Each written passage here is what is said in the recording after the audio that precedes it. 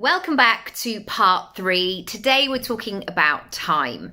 And there are so many phrases around this that it's our most valued asset, our best currency, essentially, because once it's gone, we can't get it back. You know, there are so many things that we can do. We can always make more money. We can always, have more things in the future. But our time, and suddenly I've had these moments over the years where I've gone, I'm never going to be 31 again. I'm never going to be 23 again. I'm never going to be a child again. And sometimes that can be a bit startling. But anyway, I want you to think about how you want to spend your time and what's important in your day. And certainly since I've had children and throughout my 30s, the way that I see my time is much more as a 24/7, so a 24-hour clock rather than a 9 to 5, essentially. Not that I necessarily lived that corporate life before, but the way that I now run my business, it's definitely not neat and tidy in a 9 to 5 window, essentially.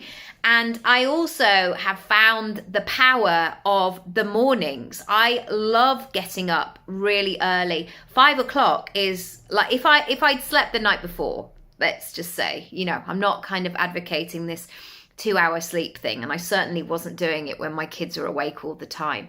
But now that I get a bit more consistent sleep, I'm awake at 5. I love that moment just to myself, like listening to an audio book or making a cup of tea. Sometimes I wake up and I feel really creative, and it's just a really great time for me. Equally, I give myself full permission to take my evenings back and to not work in the evenings and have that downtime, and that feels really good as well.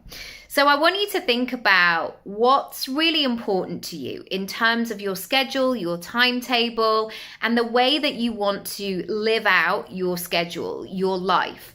Because if you run your own business, you get to choose.